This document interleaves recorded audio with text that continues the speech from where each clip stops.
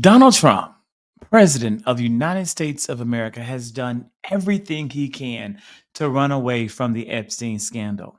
But he can't seem to escape the truth. Today, on Air Force One, Donald Trump said, Taken from you. So, Mr. President, Epstein has a certain reputation, obviously. But just curious, were some of the workers that were taken from you, were some of them young women? Some of them. Were some of them young women? Well, I don't want to say, but everyone knows the people that were taken. And it was the concept of taking people that work for me is bad. But that story's been pretty well out there. And the answer is yes, they were. Yes, they were young women? What did they do? In the spa. In the spa? Yeah, people that work in the spa. I have a great spa, one of the best spas in the world at Mar-a-Lago. And people were taken out of the spa, hired by him. In other words, gone. And other people would come and complain, this guy is taking people from the spa. I didn't know that. And then when I heard about it, I told them, I said, listen, we don't want you taking our people, whether it was spa or not spa. I don't want him taking people. And he was fine. And then not too long after that, he did it again. And I said, out of here. Mr. President, did one of those stolen, persons, that include Virginia Giuffre? I don't know. I think she worked at the spa. I think so. I think that was one of the people. Yeah. He stole her. And by the way, she had no complaints about us, as you know. None whatsoever.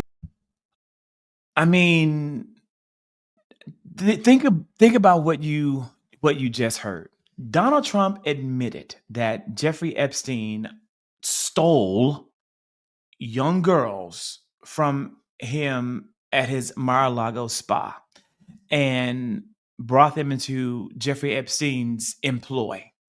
And this would include Virginia Giuffre, who died by suicide in April of 2025. This is what has just been admitted to in this audio. And I don't see how this can't be, for his MAGA base, a damning revelation to the level of his complicity in what Jeffrey Epstein did, his admission of knowing what Jeffrey Epstein did, and his refusal to take responsibility for his role and demand justice for the victims, to help to ensure justice for the victims.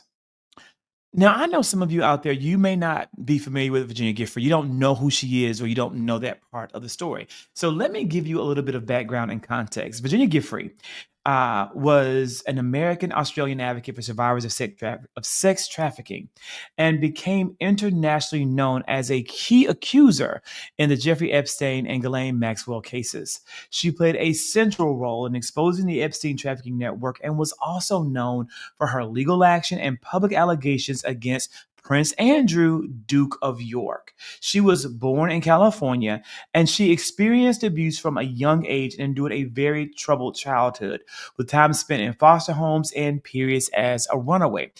It has been revealed through court testimony that was the modus operandi of Jeffrey Epstein and Ghislaine Maxwell, is that they would target vulnerable young women who were oftentimes the product of the foster care system, and bring them into their web of trafficking. That has been revealed, and that has been corroborated by Virginia Giuffre. It was when Virginia was 17 that she worked at Mar-a-Lago in Palm Beach, and it was there that she was recruited by Ghislaine Maxwell under the pretense of a massage interview, which led to her trafficking under Epstein's guidance and his associates from 1999 until 2002. Now, Giuffre played a pivotal role in exposing Jeffrey Epstein's crimes by becoming one of his first and most vocal survivors to publicly accuse him and his network of sexual abuse and trafficking. Her detailed accounts, legal actions, and persistent advocacy were central in drawing international attention to Epstein's abuse, sparking major investigations and holding both Epstein and his associates, like Ghislaine Maxwell, accountable. Giuffre was among the earliest survivors to come forward with graphic, credible allegations, providing detailed descriptions of how she was recruited as a teenager by Maxwell to work for Epstein under the guise of massage work. Then she was sexually abused and trafficked to powerful men, including Prince Andrew, Duke of York. She first sued Epstein in 2009 under a pseudonym and later became the first survivor to publicly share her story, very bravely doing so in 2015. Her lawsuits and testimony notably contributed to criminal investigations and lawsuits that led to Ghislaine Maxwell's 2021 conviction for sex trafficking. Gifford's successful civil lawsuit against Maxwell resulted in the court-ordered unsealing of critical documents in 2019, which implicated Epstein, Maxwell, and other associates, increasing pressure for legal accountability.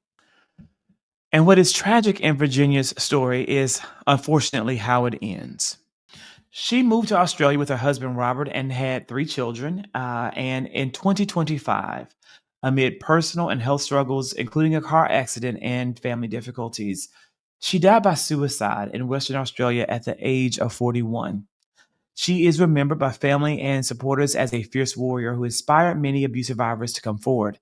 And, my heart goes to her loved ones, There's so much about what this interview revealed in just a short period of time that needs to be unpacked. Now, Virginia Giuffre was recruited in 2000. Trump and Epstein remained close friends until 2004. Now, I want you to think about that.